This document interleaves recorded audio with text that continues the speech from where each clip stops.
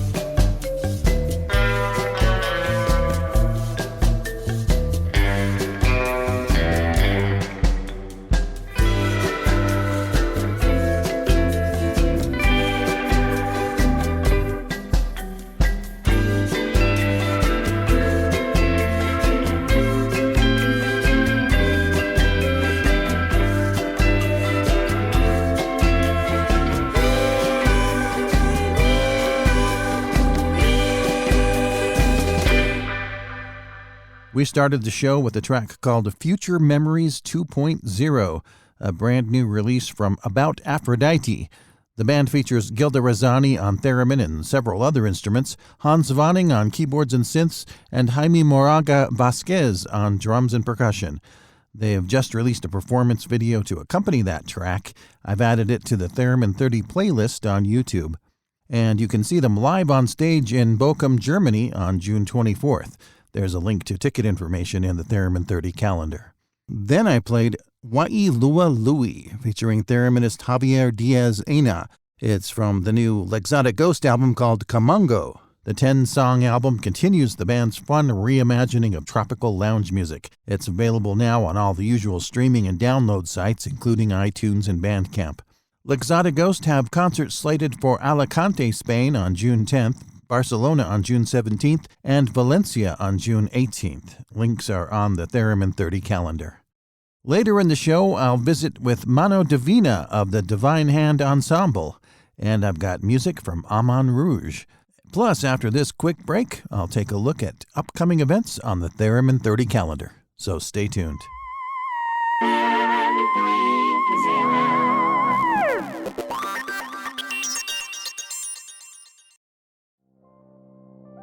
It's time now for a look at the Theremin 30 calendar of Theremin events. On June 4th, Dorrit Chrysler will lead some free Theremin workshops in Washington, D.C., and Dr. G will perform at Nerdstock Fest in Montreal. Also, the Divine Hand Ensemble performs in the West Laurel Cemetery in Philadelphia. On June 5th, Ernesto Mendoza will be on stage in Mexico City. Itch.io will perform at Meow Wolf Denver for 4 nights in a row, June 17th through the 20th. Lydia Kavanagh continues her online workshops on most Sundays, and Yoko Onishi hosts another RCA Theremin evening on June 25th.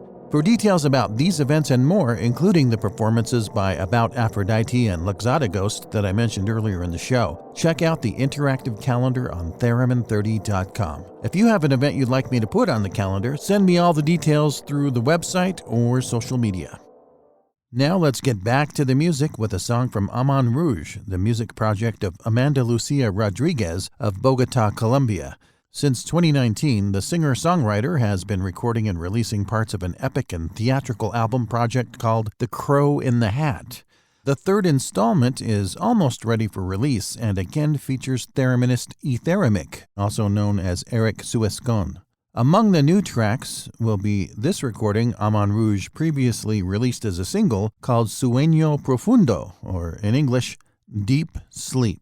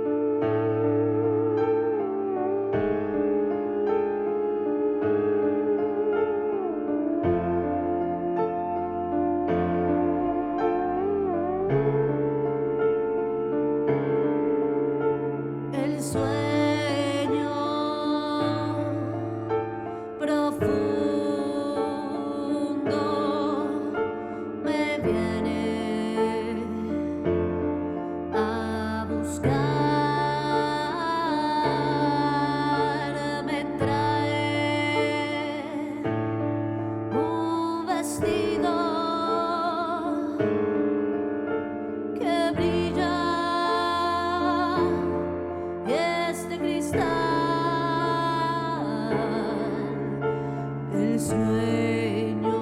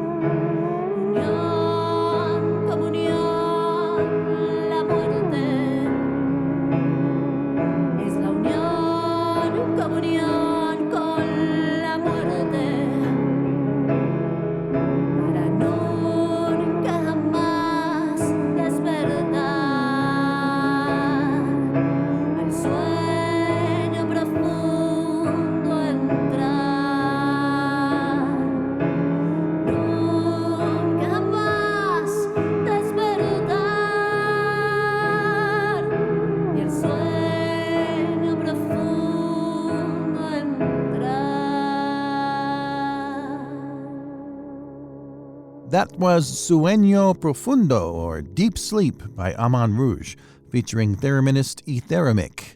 You can hear more of their music on their Bandcamp page, and you can also find their recent music video for the song Children of London on the Theremin 30 YouTube playlist. After this break, I'll visit with Mano Divina of the Divine Hand Ensemble, and we'll preview music from their new album, Aria 51. So stick around.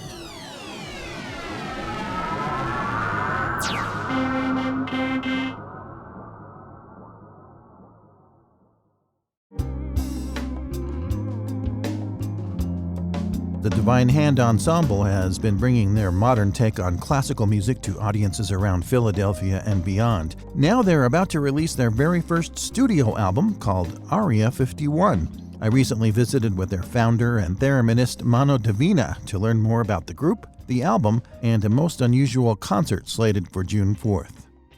Mano Divina, thank you so much for being on Theremin 30. Thank you so much for having me. I'm looking forward to speaking with you, and this is such an awesome project that you have going on here. Oh, thank you. Well, you've got a couple of awesome projects coming up. You have a new album coming out and a really cool concert at a cemetery in Pennsylvania. So I want to talk to you about both of those things. But first of all, tell me, what is the Divine Hand Ensemble? The Divine Hand Ensemble is a 11-piece classical ensemble that functions like a rock band, and we're fronted by a theremin.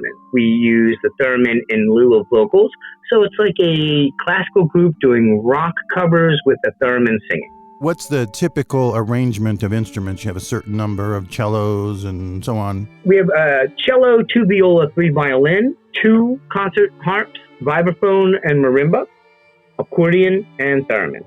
How many people in your group? 11, did you say? There are 11 regular members, and then we have an additional 4 or 5 members that come in and out depending on the material we're doing for the show. With all the various places we play, some shows might be all Mozart, some shows might be all movie themes, and some shows might be all rock covers. So depending on the material we're playing is how many people I bring to the stage with me. Who does your arrangements? Is that all you, or is it a collaborative effort?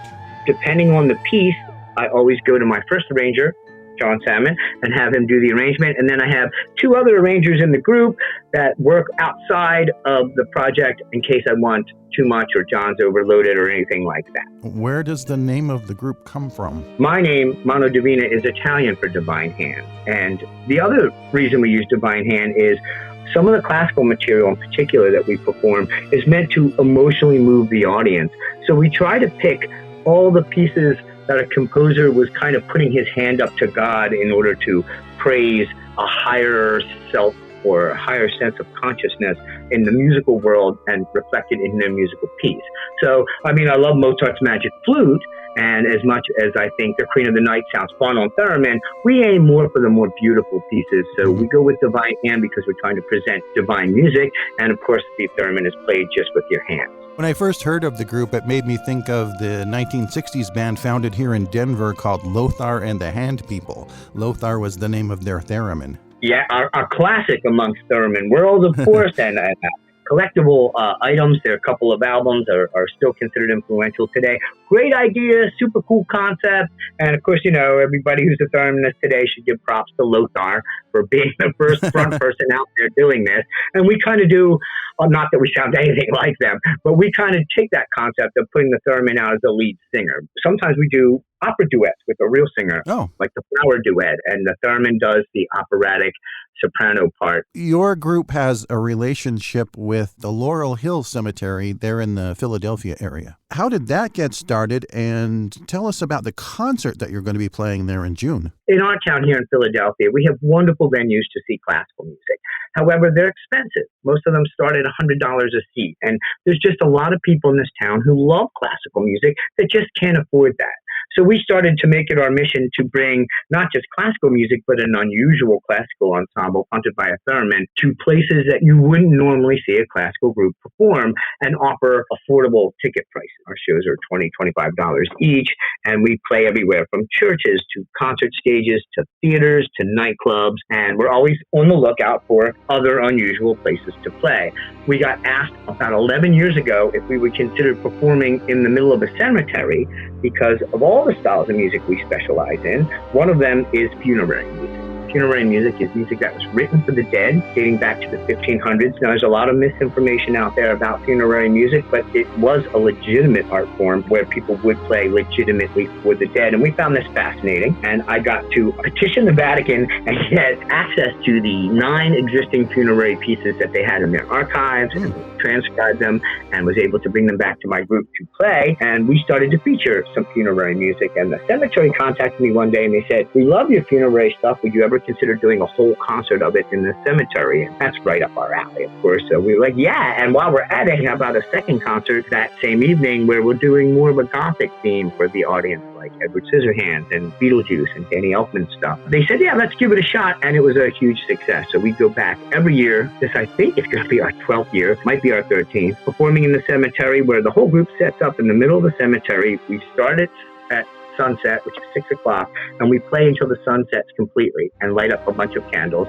And we do a 2-hour concert in the middle of the graveyard that covers everything from the specials Ghost Town to legitimate funerary music to themes of people who are there. We've developed this relationship with them over a decade now. And when they did their phone walking tour, this is a tour where you can walk through this graveyard. It's just a huge cemetery, and it's historically filled with really important people. And you could point your cell phone at a gravestone and you get a narration of telling you who's buried there and some significant details about them, like you would in a museum, but it's for a cemetery. Great idea. We thought that was really cool. And it turns out there are 13 composers buried in that cemetery. I believe 9 of them are women. And they hired us to do the musical score behind the narration of each gravestone. And we took it upon ourselves to actually perform the pieces written by the composers that are buried there. And that's a free download. The highlights of that score is available on our website, divinehand.net.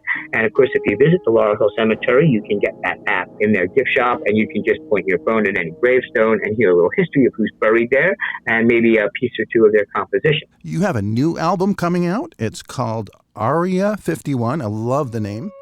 Tell me about that, and when can we hear it? It is not just a new album, it is our debut album. So we've spent over a decade concentrating on performing live and sharing music with an audience, which is something as a group we're really into. We never liked the classical mentality of somebody up on stage like they're in a glass cage and the audience is a million miles away in the dark applauding. We like a more rock and roll interaction show where you actually can communicate with the audience and share your music in a less divided kind of way. Over the years, we've been very content of just playing live. I shopped our group to labels, and the classical people thought we were too rock and roll, and the rock and roll people thought we were too classical. Of course. When the plague came, the great 2020 plague, we lost 50 or 60 concerts, and we didn't have anything else to do. So I said, now would be a good time to go in and record our debut album. Let's make a record of some of our favorite show-stopping pieces that go over well, and we'll put it out ourselves since record labels don't seem to get it. And at the same time, make sure it's a legitimate presentation of not just the band, but what a theremin is. Theremin has a huge history of being a science fiction sound effect device, and then I specialize in playing opera arias with it. So we thought the name was a perfect reflection of the amalgam of those two concepts, and hence we have Aria 51, and it's being released on the summer solstice 2022. I believe it is also the 75th anniversary of the UFO crash landing in Roswell, New Mexico. It's 11 covers that range everywhere from Rimsky-Korsakov to the Specials.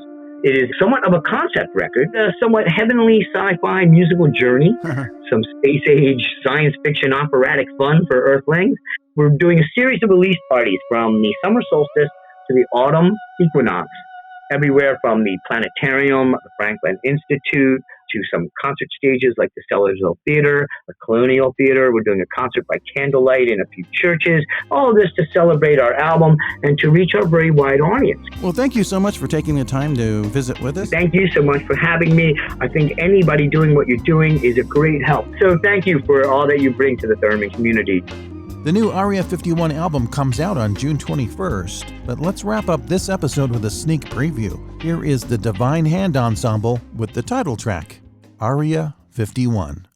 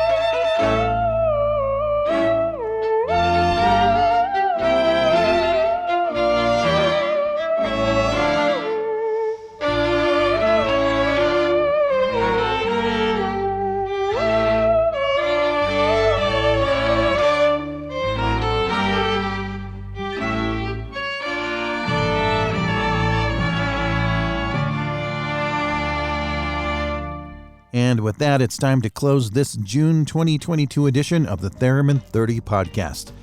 I want to thank About Aphrodite, L'Exotic Ghost, Amon Rouge, and the Divine Hand Ensemble for allowing me to play their music. And to Mano, Divina for being my interview guest. And last but not least, special thanks to the listeners who support the podcast with small one-time and monthly donations. I really appreciate your generosity. I'm your host, Rick Reed. I'll see you again soon, somewhere in the ether. You've been listening to the Theremin 30 podcast. Visit Theremin 30 on the web at theremin30.com.